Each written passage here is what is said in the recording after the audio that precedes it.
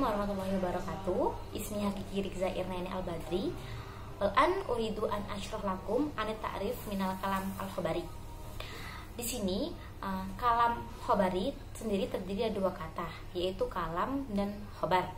Kalam sendiri berarti suatu kalimat yang memiliki pengertian yang lengkap. Nah, sedangkan khobar sendiri berarti berita. Di sini ada beberapa pendapat dari An-Nizam, Al-Nizam, Al-Jahid, dan pendapat ahli balaghah. Yang pertama yaitu pendapatnya Al-Nizam. Di sini beliau menerangkan bahwa kabar berita yang benar adalah suatu kabar berita yang sesuai dengan keyakinan mutakalim atau si pembawa kabar berita. Dan kabar berita dinyatakan bohong atau dikatakan salah itu jika si pembawa berita itu tidak yakin dengan kabar beritanya sendiri. Jadi intinya suatu kabar berita itu dikatakan benar jika diyakini oleh si mutakalim atau si pembawa berita. Dan apabila jika ada seorang mutakalim menyampaikan kabar berita, kemudian kabar berita itu ternyata tidak benar, padahal dia sudah yakin dengan berita tersebut, itu namanya kesalahan. Yang kedua yaitu pendapatnya Al-Jahid. Al-Jahid ini merupakan muridnya Al-Nizam. Sebenarnya hampir sama pengertiannya kabar berita menurut Al-Nizam dan Al-Jahid. Namun di sini Al-Jahid sendiri itu menerangkan bahwa kabar berita itu terbagi menjadi tiga, yaitu antara benar, bohong, dan tidak keduanya. Kabar benar yaitu kabar yang sesuai dengan kenyataan dan diyakini oleh mutakalim. Kemudian kabar bohong yaitu kabar yang tidak sesuai dengan kenyataan tapi diyakini oleh mutakalim. Kemudian sedangkan kabar yang tidak termasuk benar atau salah itu ada 4.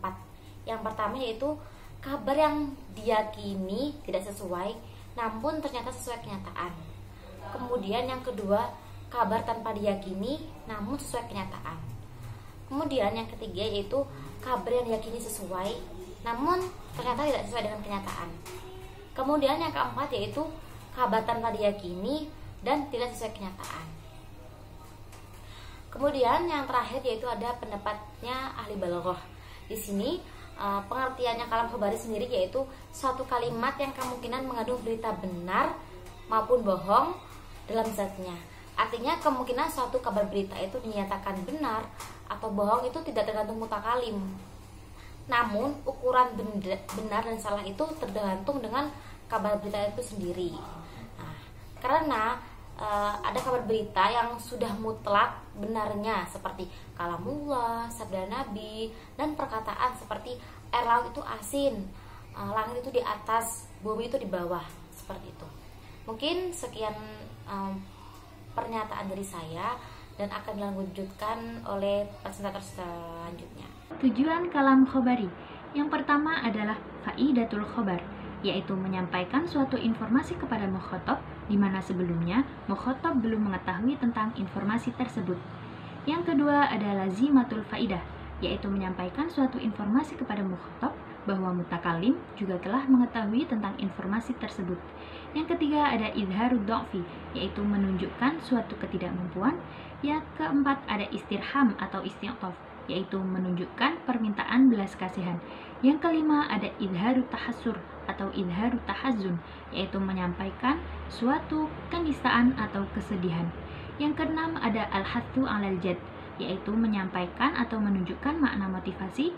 Yang ketujuh ada al-fakhru, yaitu menyampaikan atau menunjukkan kebanggaan. Nah, saya akan melanjutkan materi berikutnya, yakni macam-macam kalam khobari. Nah, untuk macam-macam kalam khobari dibagi menjadi 2, yakni yang pertama macam-macam kalam khobari dilihat dari sisi pembentuknya. Yang kedua yakni macam-macam kalam khobari dilihat dari keadaan mukhatab. Nah, yang pertama yakni kalam khobari dilihat dari sisi pembentuknya dibagi menjadi 2 macam. Yang pertama yakni jumlah fi'liyah, yang kedua yakni jumlah ismiyah. Untuk jumlah fi'liyah sendiri adalah kalimat yang terdiri dari fi'il dan fa'il. Nah, seperti contoh ja'a Ahmadu, yang artinya Ahmad telah datang. Yang kedua yakni jumlah ismiyah. Jumlah ismiyah yakni kalimat yang terdiri dari mubtada dan khobar. Seperti contoh, ana muslimun, yang artinya saya seorang muslim. Baik, di sini saya akan melanjutkan materi tentang macam-macam kalam khobari. Bila dilihat dari keadaan mukhotob, kalam khobari dibagi menjadi 3 macam. Yang pertama yaitu khobar ibtidai. Apa sih khobar ibtidai itu? Nah, khobar ibtidai adalah apabila mukhotob tidak mengetahui tentang berita tersebut dan berita yang disampaikan tidak perlu menggunakan taukid. Contohnya, abuka maridun, ayahmu sakit. Jadi mukhotob itu tidak mengetahui berita itu, tapi dengan kata abuka maridun dia sudah paham, jadi tidak perlu adanya taukid. Yang kedua yaitu khobar tolabi. Apa sih khobar tolabi? Khobar tolabi adalah apabila mukhotob ragu-ragu atau bingung mengenai kebenaran suatu berita, dan diharapkan mukhotob itu menjadi yakin atas kebenaran berita tersebut. Bagaimana caranya? Nah, caranya yaitu dengan menggunakan taukid. Jadi tadi di khobar ibtidai, mukhotob itu tanpa taukid itu sudah bisa mengetahui kebenarannya. Tapi di khobar tolabi itu menggunakan taukid karena mukhotob itu ragu-ragu akan kebenarannya. Contohnya, inna iyaka.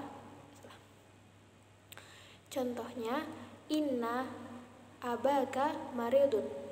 Sesungguhnya ayahmu itu sakit. Jadi inna itu sebuah penguatan bahwa ayahmu itu sakit gitu. Jadi mukhotob itu tidak ragu lagi atas kebenaran berita tersebut. Kemudian yang ketiga ada khobar inkari. Khobar inkari adalah apabila mukhotob mengingkari kebenaran suatu berita atau pernyataan yang disampaikan.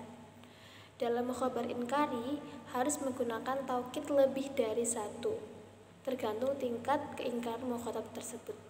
Jadi tadi ya, khobar tolabi itu kita harus menggunakan taukid 1. Nah, di khobar inkari, karena mukhotob itu mengingkari sebuah kebenaran atau sebuah berita, jadi khobarnya itu harus menggunakan taukid lebih dari 1, sehingga mukhotob itu benar-benar percaya atas berita yang disampaikan. Contohnya, wallahi inna abaka maridun. Demi Allah, sesungguhnya ayahmu itu sakit. Jadi inna tadi kan taukid. Nah, karena mukhotobnya itu tidak mengingkari suatu kebenaran, sehingga ditambah lagi taukid yaitu wallahi itu tadi, demi Allah. Jadi sudah ditaukidkan, sudah dikuatkan dengan 2 taukid, sehingga mukhotob itu bisa mempercayai atau menerima kebenaran suatu pernyataan atau suatu berita. Mungkin cukup sekian materi kita pada hari ini. Semoga bermanfaat. Wassalamualaikum warahmatullahi wabarakatuh.